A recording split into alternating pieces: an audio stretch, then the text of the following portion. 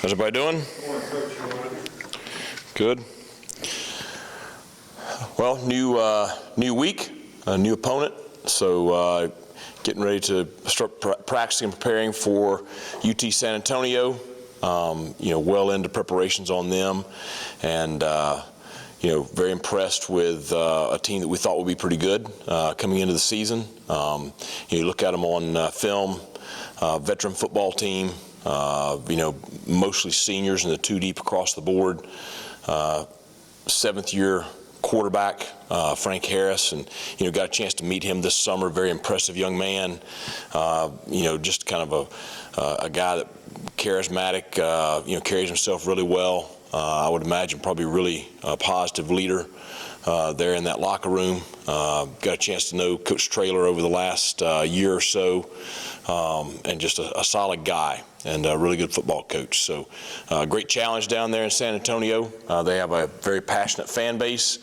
It'll be a loud atmosphere in the dome down there, and a tremendous challenge for our roster. So the kids are motivated to get back on the winning track and motivated to get down there and compete at a high level.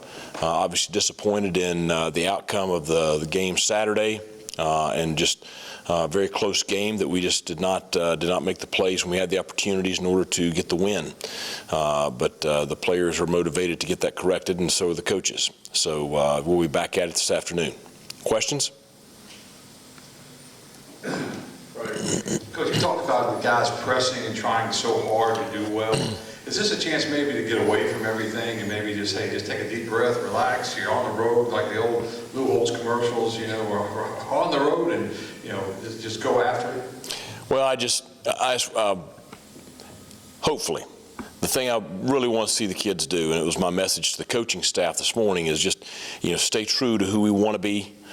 Stay true to who I know the kids want to be. Do things the right way, prepare the right way, and we want to go down there and play the way all of us expect the Pirates to play. And it's going to be a very physical ball game. It's going to be two teams that play really hard. Obviously, we've got to do some better things execution-wise. So we've got to do a great job this week preparing the kids for that. But the big thing for the players, I just want them to go out there and play the game the way we know we want to play it. Coach, 2 days to review the Charlotte game. What did you see on film offensively that kind of led to some inconsistencies, the struggles? Well, I mean, it's not just necessarily one thing. I mean, at times we had some positive plays and we had some things that we did well. I think probably the biggest thing that keeps biting us is consistency. I do think that they are a very good defensive football team. I said that last week when we were sitting here, in our press conference. I think they've got great talent. I think they play their scheme very well. They've done that all year against a really tough schedule. So, those are the kinds of teams we've got to execute really well against. And, having a positive play on first down and then, not doing a great job execution-wise on second down, putting you in a third and long, that's the consistency I'm talking about. And so we've got to, whether you're talking about the offensive line, the quarterbacks, the receivers, whomever you're talking about, we've got to be more consistent with our execution play in and play out in order to drive the football. Conrad had been pretty solid until those misses on Saturday. After talking to him, looking at it, was that a him? Was it an operational issue? What happened with the field goal? It's the issue was his plant foot. I mean, and follow through, and just off just a little bit. I do think that that's something he'll learn from. Whether it's the first kick or the second kick. I have a lot of confidence in him. He has created that confidence by his performance day in and day out in practice and in ball games. I think he has tremendous talent. I would not hesitate to trot him out there in any situation this week. So I think he's a competitor, and that's the thing I really like about him is he gets motivated. He doesn't get in his head. He gets motivated, to perform well, and takes a lot of pride in that for the team. So I expect him to learn from that those 2 kicks and to go out and do a great job this week and be ready to go on Saturday. Coach Harris is very mobile as the quarterback was last week. What do you think your defense did well stopping his mobility, and what do you think they need to improve on him this week? He is very mobile. Obviously Jones was a dynamic athlete last week. I think we'll see some things maybe that we saw last week. I don't think we'll see everything that we saw last week. They certainly run their scheme very well. San Antonio does. The big thing I think from him is you're facing a guy that you think about. This is his 7th year of college football. And he's battled through a lot of adversity. He's had a couple of years of pretty significant injuries. Then he's had, he's on probably his 3rd straight year of being highly successful. He missed a little bit of time this year injury-wise. But my point is he's seen a lot. And has tremendous experience. And when you're facing a quarterback like that, their decision making, when you're this kind of player, your decision making is really good. He sees the game at a slower pace than a younger quarterback does, and so his experience is going to be a major factor. So I do think that we're going to have to do a great job defending some of the RPO stuff. I think we're going to have to do a great job of defending him, both throwing it and running it. So I think that some of the things that we struggled with Saturday, we spent time Sunday night. It wasn't like we hadn't seen it before, but it was, we weren't as disciplined as we needed to be to shut it down. And so we spent some time Sunday night, working against that stuff, because if I'm Coach Traylor, I'm going to incorporate a few of those things into my game plan this week. And so we expect to see a few things and trying to prepare for that this week. Coach, you get into these latter days of the season, kind of the dog days, so to speak. Most coaches go to a lot of youth to try and get some on one of the sides of the ball. Could we see that this week with some Sam Danko on defense, or maybe some Brock Spalding more on offense? I mean, I think you get to this point in the year, you're playing a lot of guys, and certainly Sam and Brock have played at certain points throughout the year, and those guys are guys that we're certainly depending on for the future. So I think you could see those guys at certain times and more as the season winds on. I think that you start getting bumps and bruises.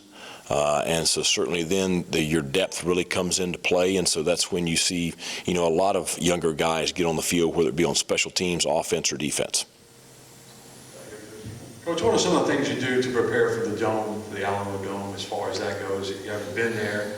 I heard you talking about it a little bit last night, but some of the things you prepare this week, and then when you get to the field on Saturday. Well, you can't truly prepare for being inside because we don't have a space that's indoors. So, we'll try to create as much noise as we can for the offense to try to, mimic what's going to be a very loud environment. That's what we did when we played in the Fargo Dome up at North Dakota State. And then, you really stress your communication. Your communication has to be visual and verbal. Everybody has to really focus. Making sure everybody's got the call and everybody's communication is clean. And then, we'll try to get there a little bit early for kickoff on Saturday and give our, kickers, punters, returners, receivers, all those guys a chance to just, optically go in there and catch balls and kicks and punts and stuff indoors. And, by the time we get through with the early warm-up stuff, they should be fine. Talking about young players a moment ago, we saw Raheem Jeter get his feet wet when the game was in hand against Gardner-Webb. Right. Any plans do you foresee him getting in any more this season? Oh, yeah, absolutely. With a lot of those guys in that freshman class, which we really like that class, you're going to try to get them, playing time anytime you can. Now, you want to, if it's the right situation, which, you're trying to, you want to protect their red shirt. And unless they're playing a lot, if they're playing a lot, then that makes sense to use them a lot. So, you hope to get him in for 4 games, and you hope to get him some snaps under his belt. Obviously, he's improved a good bit since the spring, and he'll continue to improve, being a true freshman. Coach, after the game, y'all done a lot of different things offensively, and if you would look at changing play calling duties at all, just to try to spark something. A few days after the game, you feel like that's not the answer right now? Well, I mean, I've watched the game multiple times by now and watched it very closely from a standpoint of watching the play call, watching the defensive call, knowing what is supposed to happen with the play call, and, seeing where, the issues are. And, I'm going to do whatever is best to give the Pirates the best opportunity to win on game day. And, right now we need to coach better during the week as far as it comes to execution, and we need to execute the plays that are called better, and that's on us as coaches to prepare the players better. And so, right now that's my focus. But I'm not happy with where our record is, and I'm not happy with the way we're playing. And I know that we've got to put points on the board. I know we've got to, play more consistent offensively. So I'm going to always be evaluating every aspect and do, what is best to give the Pirates the best opportunity to be highly successful on game day. And that's where we are. Coach, obviously Bond didn't play last week. Right. So just an overall health update on Bond and some of the other players who are banged up. Javius is close. He ran yesterday, hoping to have him back quickly, but that's just kind of where we are with him. In the beginning part of the season, and even the preseason, there was talk of the running back room just being one of the strengths of this team. And I know you guys have been dealt a bad hand with some injuries there too, but is there some belief that that group can kind of get to that spot again and just be that unit you can count on? Yeah, and I think, you saw Marlon's back healthy now. Camaro has, shown himself the last few weeks. Rajay's been kind of the steady, there every game. Gerald Green is going to practice full speed today, so it's good to have him back from injury.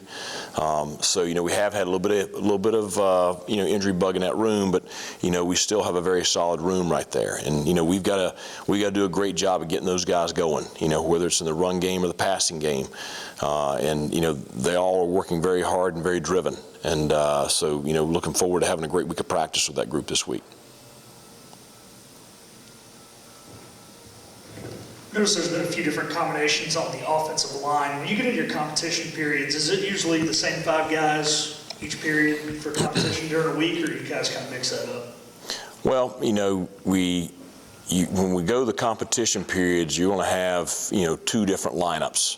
And within those lineups, you may shuffle guys, for, between 1s and 2s. And, I said at the beginning of the year, ideally we want to play, probably 8 guys on the offensive line. And, we've just struggled to have enough guys playing at a consistent level in practice to go out on game day. Now we've started to have a couple of guys come on a little bit more here lately. And obviously we played, I think, 8 offensive linemen on Saturday, a couple of really young guys. A couple of players that maybe, weren't ready to go at the beginning of the year that, are ready to go now. So, as with every position, practice during the week really, trumps everything. The players go out there and they compete, and we're going to, put the players on the field to give us the best chance to be successful. And certainly there were some positive things that we saw with, some of the guys that came into the lineup on Saturday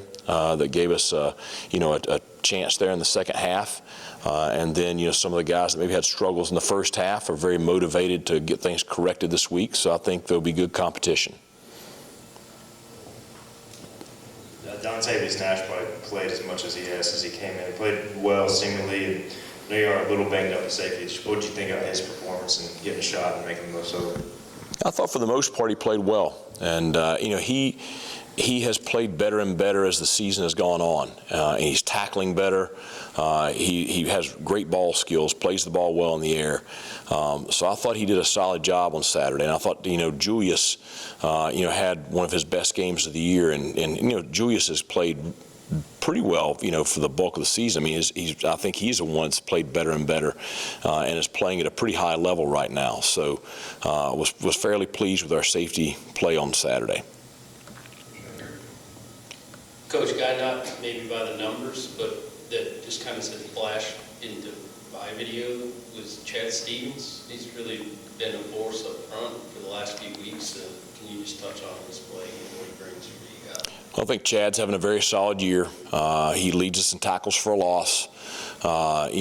Chad has the ability to be very disruptive, and I think when Chad is playing disciplined and really playing within the scheme, he can be highly disruptive, and that's the big challenge for him is to keep play discipline within the scheme, because with his hat speed and how quick he is getting off the ball, and he's a tough, hard-nosed kid. And plays very, very hard. He has a chance to impact the ball game when he's doing those things. Coach, another week we saw both quarterbacks in different situations. Should we expect something similar to that this weekend? Or I know you can't give too much away, but just a thought on how that's going. Right.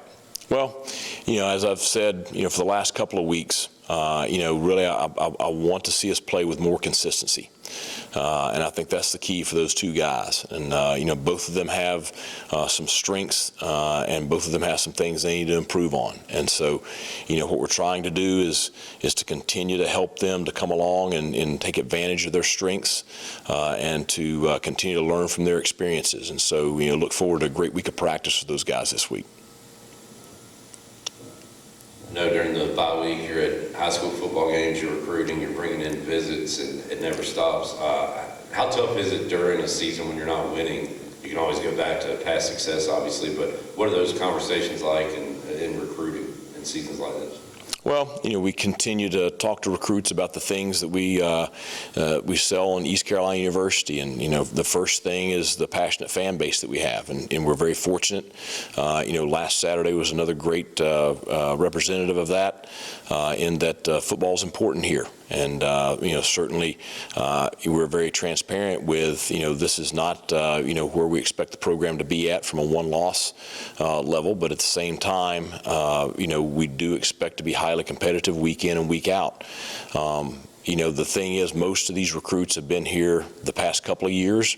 Most of them we've been recruiting for a while, so they've seen the postseason play, they've seen winning at a high level, and they know what what potential here there is at East Carolina. So those are the things that we really hang our hat on, is what traditionally through over time East Carolina has been.